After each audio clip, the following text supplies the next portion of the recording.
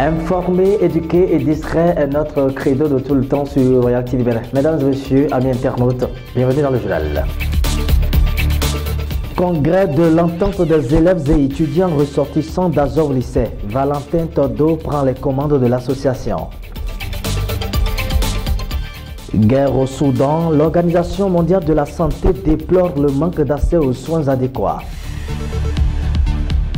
Sujets, découvertes et bien d'autres genres journalistiques seront au rendez-vous dans cette édition du journal. À nouveau, salut, je vous le disais en titre, l'ERA a à sa tête une nouvelle équipe dirigeante. C'était à l'issue du congrès électif tenu à Azov Lycée le samedi de septembre 2023. Valentin Todo prend donc officiellement le gouvernail des mains de Clément Zanou. Eric Kouchiko et Sergio Akoteyo nous en disent plus dans l'élément qui vient. Je remercie d'abord le président sorti qui m'a passé, qui m'a aussi soutenu et pendant que je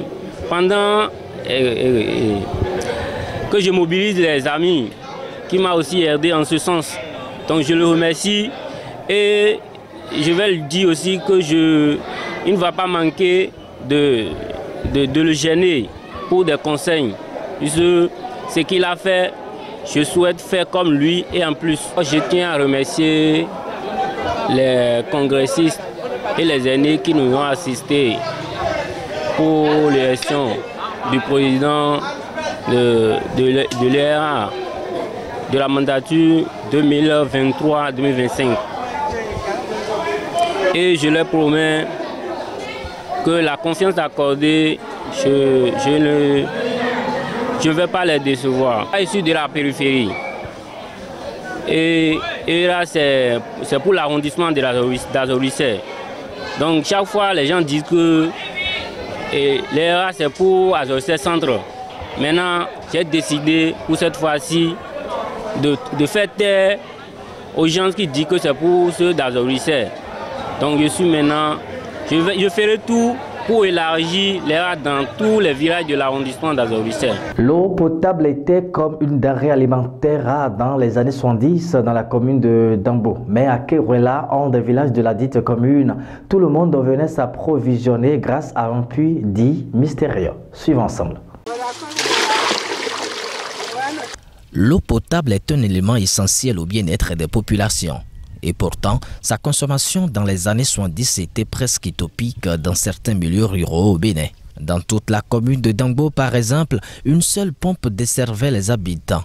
Sinon, il fallait se rendre à Kerouela, un des villages de la dite commune. Ici, chez Pié à Wansé, l'histoire relative à l'arrivée de l'eau est sans doute mystérieuse. Bon, c'est au début des années 73, début 74, que par un petit incident, ma mère a pris la volonté de creuser cette pluie que vous venez de voir.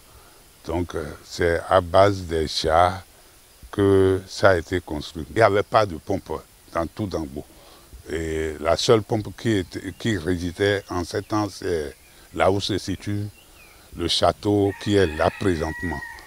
Donc presque du haut juste en bas, les zones après notre CG1, ceux de là-bas, tout le monde venait ici en chercher l'eau. Ce mystère reste d'actualité dans le village d'autant plus que la source d'eau est intarissable et qui plus est, ne déborde jamais. Ce qui est vraiment surprenant pour celle que vous venez de voir là, ça sert à tout le monde. Vous pouvez être 1000. Prenez, ça vient. Et puis quand il n'y a plus personne et ça vient à un niveau donné là, ça s'arrête. Et ça ne coule plus.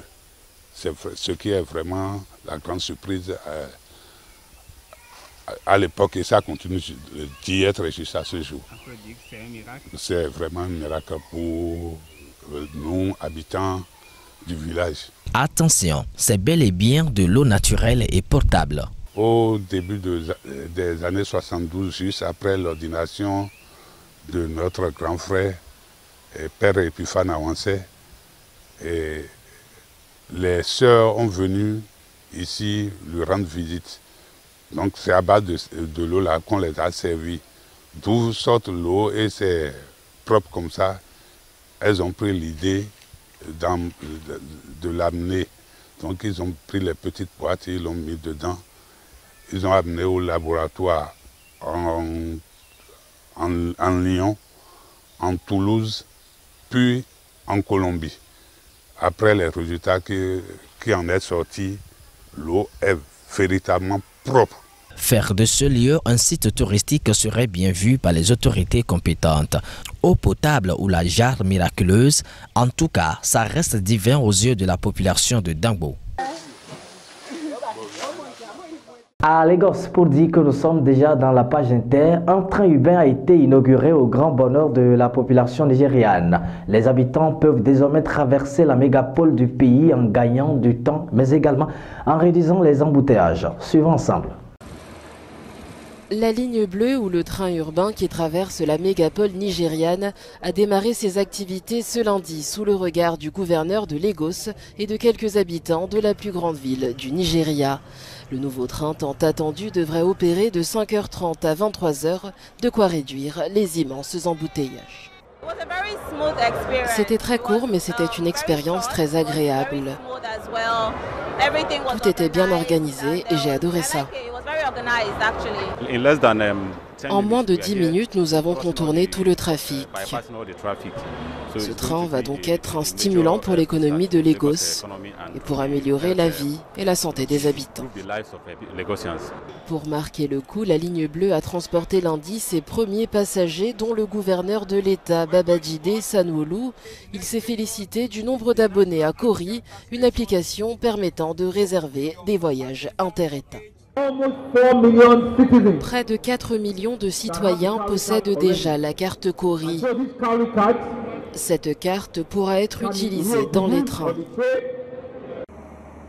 4 décennies après que le projet de train urbain a été évoqué pour la première fois, sa phase de lancement de 13 km relie la partie continentale de la ville très peuplée à l'île de Lagos, plus aisée. Le train permettra aux gens d'atteindre leur destination plus rapidement. Il réduira également la pollution car il fonctionne à l'électricité. Et bien sûr, il rendra les transports plus confortables. Dans un mois, le tronçon, ouvert lundi, devrait transporter entre 150 000 et 175 000 passagers par jour. Après l'achèvement de la deuxième phase, la ligne devrait permettre à quelques 500 000 personnes de se déplacer quotidiennement. La guerre au Soudan crée d'énormes dégâts, surtout dans le système sanitaire. Plus de 65% de la population n'a pas accès aux soins adéquats. L'OMS déplore se faire dans l'élément. Que voici. Après 5 mois de conflit, rares sont les hôpitaux qui peuvent encore fonctionner normalement à Khartoum et dans les zones touchées par les combats entre l'armée soudanaise et les paramilitaires.